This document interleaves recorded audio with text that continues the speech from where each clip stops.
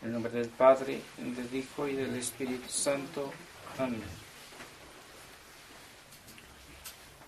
En esta semana se han acumulado dos fiestas muy importantes para nuestra vida espiritual. La primera de ellas es la de San Pío X, que fue este 3 de septiembre. Se celebró con la solemnidad que se debía, porque aunque haya salido de la fraternidad,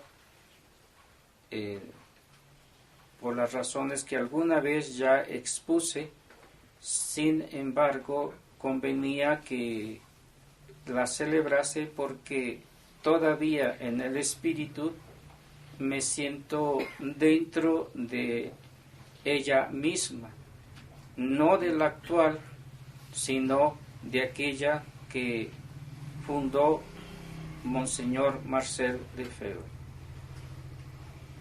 La otra fiesta importantísima es la Natividad de Nuestra Señora, que se celebra justo el día de hoy.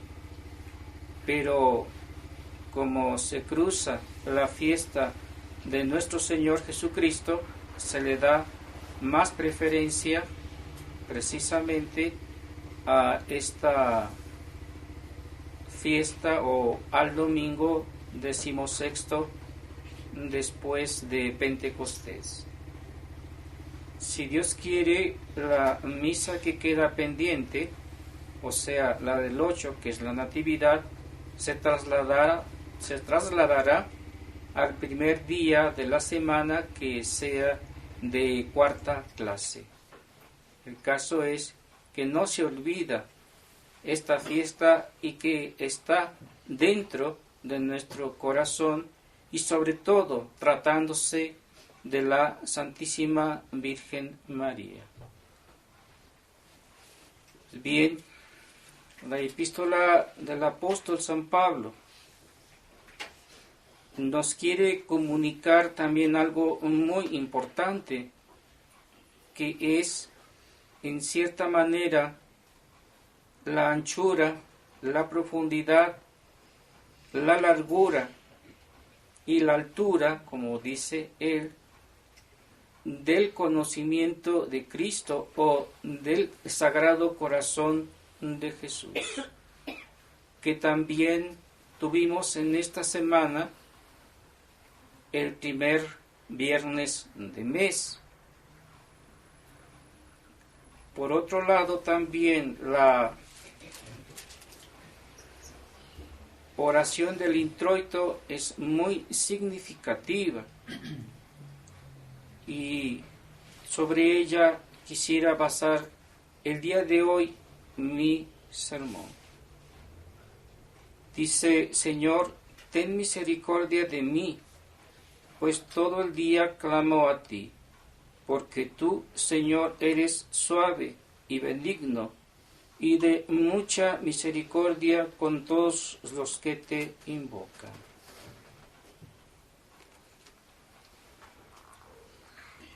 Eres suave, eres benigno, de mucha misericordia y complaciente con todos aquellos que te invocan. Son las palabras de este introito que debemos nosotros meditar en nuestro corazón, y que son el alimento que realmente desea nuestro corazón, sobre todo nuestra vida espiritual se ve enriquecida con este conocimiento o con estas cualidades que tiene nuestro Señor. Suave et mitis, y misericordioso, que pronto está a escuchar aquello que nosotros le proponemos. Cabe recordar aquí aquellas otras palabras que dijo nuestro Señor en las Sagradas Escrituras, cuando nos dice: vaciad en el Señor todas vuestras penas o todos vuestros cuidados, que Él está presto a escucharos. Y en otro lado nos vuelve a decir que no nos preocupemos por las cosas materiales, sino que más bien nos preocupemos por las cosas espirituales, porque de las primeras Él tiene un conocimiento absoluto de lo que nos es necesario para sobrellevar las cosas en este mundo. Es decir, se refiere allí a las cosas materiales y pone claros ejemplos como el lirio del campo o como las aves del cielo. Los primeros, dice, se han vestido y Dios los viste mejor que Salomón. Y a los segundos, o a las aves del cielo, le dice que no tienen graneros, ni siembran, ni cosechan, ni guardan en los graneros. Sin embargo, Dios dice, todos los días les da de comer. ¿Cuánto más, dice nuestro Señor, a vosotros, hombres de poca fe? Y ahí radica principalmente el defecto nuestro. Porque si nuestro Señor es todo lo que hemos dicho al principio cuando leímos el introito, sin duda alguna, eso es Él en realidad, y no le cuesta absolutamente nada en escucharnos y en despachar nuestra oración, si ésta está hecha con la debida ordenación a su santísima voluntad. Por parte de Él y por parte nuestra, también los requisitos que se requieren para precisamente hacer una oración más acabada, más sujeta a lo que la Iglesia determina sobre ella y también a la voluntad de nuestro Señor. Es importante entonces que, si bien el introito nos dice con claridad que nuestro Señor es suave y benigno y también de mucha misericordia, son tres palabras que debemos nosotros rumiar en nuestro corazón: de la suavidad que es el trato de nuestro Señor con nuestras almas, y viceversa. Él pide también esa suavidad de nosotros hacia Él. ¿Y qué decir de su benignidad o de su bondad? Pues también en ese aspecto nuestro Señor es infinitamente bueno, infinitamente benigno, y con sobrada razón de mucha misericordia, porque Él es la caridad misma. Y la primera función de la caridad precisamente es la misericordia. Misericordia que no se ejerce en el seno trinitario, porque allí ella no tiene ninguna función que hacer. Esa misericordia más bien es para las criaturas, en especial para el hombre. ¿Por qué? Porque es una palabra compuesta, misericor, que quiere decir el corazón misericordioso. Si hablamos de esta manera, tendremos que referirnos primeramente a un ser, porque no se puede aplicar toda esta misericordia absoluta si no es a un ser. Es decir, lo podemos aplicar a la Trinidad augusta, pero como ya dijimos, la Trinidad augusta no necesita de la misericordia. ¿Por qué? Porque Dios, dice San Juan, es caridad. Dios es amor. No puede tenerse a sí mismo misericordia, porque precisamente Él posee aquello que tiene como efecto precisamente la misericordia. Es de esta manera como nuestro Señor nos quiere descubrir, y San Pablo sale a nuestro encuentro para resolver el problema. Pues hablando de nuestro Señor Jesucristo, nos dice para que comprendáis la anchura, la profundidad, la latitud y la altura del corazón de Cristo, o sea, del Sagrado Corazón de Jesús. Y ahí está precisamente plasmada en él la misericordia que Dios manifiesta hacia nosotros. Él debía haberse hecho hombre para poder cumplir plenamente con este deseo nuestro.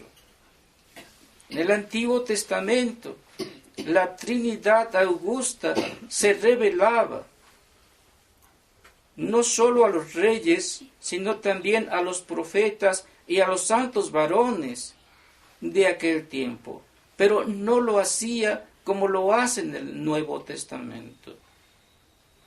Ahí lo hacía como la Trinidad augusta, que manifestaba esa misericordia, de cuyos textos son el introito que hemos leído hoy, o de cuyo origen proviene el introito que acabamos de decir. Pero ya en el Antiguo Testamento, ya en el Nuevo Testamento es nuestro Señor Jesucristo quien precisamente le toca demostrar la caridad infinita de la Trinidad augusta. La suavidad no se percibe en el seno trinitario, es decir, si quisiésemos conocer lo que ella piensa, o lo que ella es, o lo que ella hace, no tendríamos ningún acceso a ello.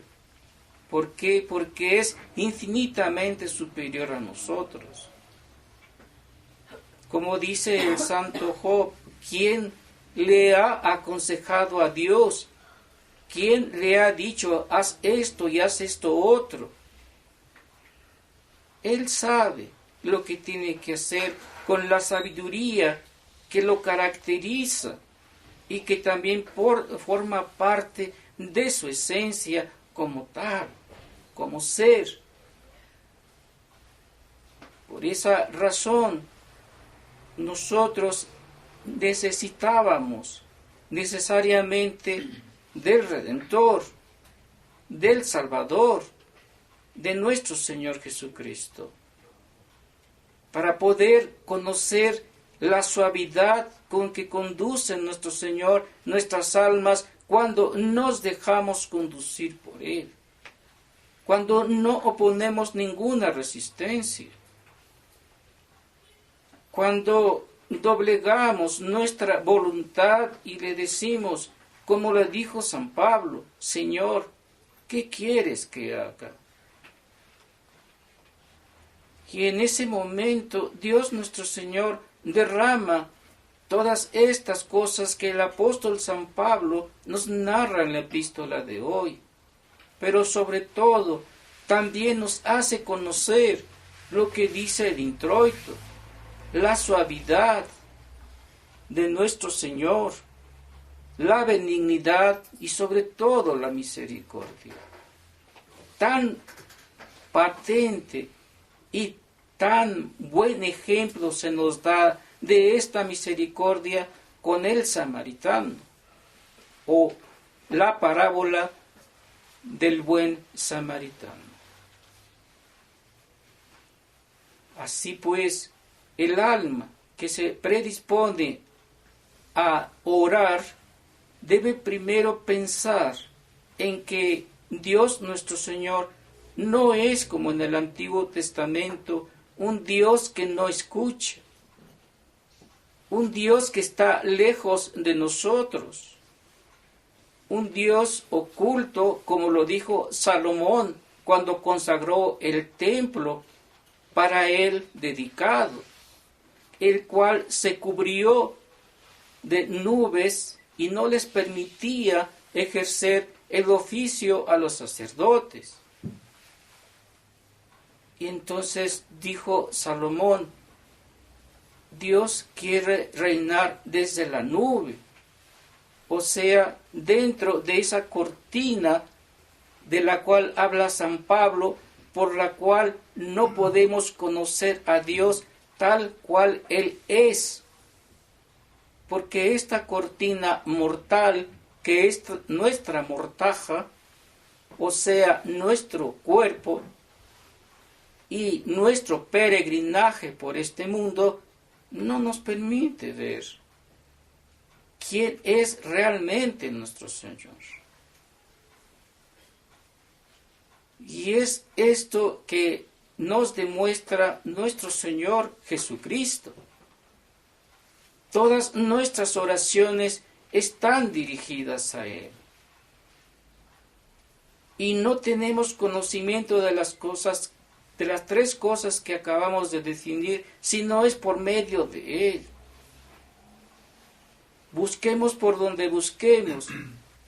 Creo que todo se encuentra en el Verbo eterno hecho hombre, es decir, en nuestro Señor Jesucristo.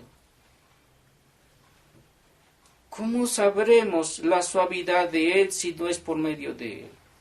¿Cómo sabremos la benignidad de nuestro Señor si no es por la contemplación de nuestra alma en nuestro Señor Jesucristo? ¿Cómo gozaremos de su misericordia divina si no nos hacemos pequeñuelos y humildes para poder llegar a ese conocimiento de la misericordia divina? Las palabras que brotan del apóstol San Pablo no brotan de una persona soberbia, altanera u cosa por el estilo, sino de un alma humilde. Él conoció la humildad, él practicó la humildad, pero también él oró y fue escuchado. Porque si bien fue el último de los invitados a pertenecer al colegio de los apóstoles, él se considera como un abortivo dentro de este colegio apostólico, como que fue el último llamado a formar parte de este consejo apostólico. Si realmente creemos que lo que dice la Escritura aquí acerca de la suavidad, de la benignidad y de la misericordia de nuestro Señor, si estas palabras las hacemos nuestras y las trasladamos a lo más profundo de nuestra alma, ciertamente que se nos hará fácil la oración. Ciertamente que también esa oración será despachada, fuere lo que fuere la petición que hagamos, porque siempre la haremos dentro del orden establecido por nuestro Señor. ¿O es que acaso no tenemos un ejemplo muy claro en la Santísima Virgen María? ¿Qué le negó el Padre, el Hijo, a su madre durante toda su vida? Absolutamente nada. Todo se lo concedió. ¿Pero por qué? Porque precisamente ella conocía profundamente esta suavidad y esta benignidad y sobre todo esta misericordia del corazón de su amado Hijo, de nuestro Señor Jesucristo. ¿O acaso hay un pasaje en las Sagradas Escrituras en donde nuestro Señor le haya negado algo a su madre? Me podrán decir sí. Cuando en las bodas de Caná, pero realmente nuestro Señor le negó algo a Nuestra Señora en ese lugar, en las bodas de Caná. No. Si bien al principio les dijo, ¿qué nos va a ti y a mí, mujer? Mi tiempo no ha llegado. Con todo eso, tuvo una confianza tan grande la Santísima Virgen María, que les dijo a los que servían, haced lo que Él os diga. Ahí ve uno la confianza tan grande, por otro lado, que debemos tener en la oración. Sin esta confianza y todo lo demás que hemos dicho, la humildad y que nuestra oración cumpla con la voluntad divina, es imposible que nuestro Señor nos niegue lo que pedimos. ¿Por qué? Porque Él mismo, en su sabiduría divina, nos dirigirá, nos orientará y nos aconsejará en lo que debemos pedirle. No en lo que nosotros querramos, sino en lo que Él quiere que le pidamos. Y es esa unión íntima entre nuestra voluntad y la voluntad de Él. No es que nosotros queramos imponer nuestra voluntad a la voluntad de Dios, sino más bien que la voluntad divina asume a nuestra voluntad. La hace una con nuestro Señor. Y al hacerla una con nuestro Señor, es imposible que nuestro Señor le niegue lo que esta alma le pida. Pero debemos tener esa confianza que tuvo la Santísima Virgen María y que se nos ha demostrado a través de la historia por todos los bienaventurados en el cielo, que también como mortales le pidieron en su momento a nuestro Señor, como ya he dicho, cumpliendo con esos requisitos, y nuestro Señor no los defraudó. Como vemos que en las bodas de Caná no defraudó a Nuestra Señora, no dejó sin efecto la petición de Nuestra Señora, sino todo lo contrario. Obró el milagro más maravilloso que se puede esperar. En ese momento de convertir el agua en vino.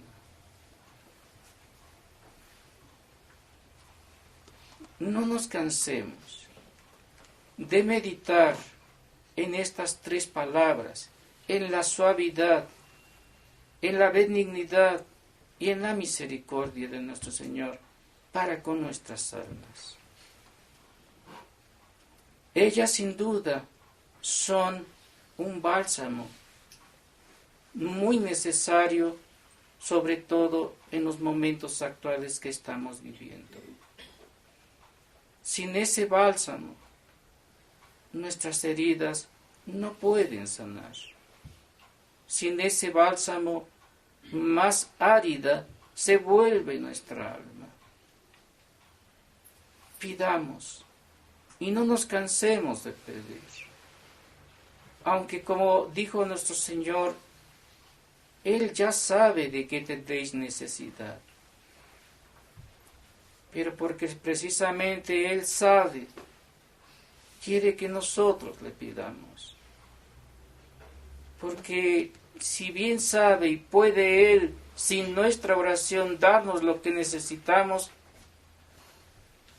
pues no sentiríamos lo que es la suavidad, ni la benignidad, ni la misericordia. Pero si le pedimos y Él nos lo concede, en esa petición nosotros y en lo que Él haga, cuando le pidamos, veremos precisamente esa suavidad, esa benignidad y esa misericordia. Por ahora podríamos decir del corazón sacratísimo de nuestro Señor Jesucristo.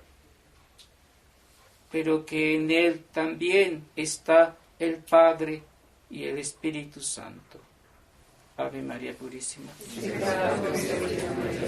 Del Padre, del Hijo y del Espíritu Santo. Amén.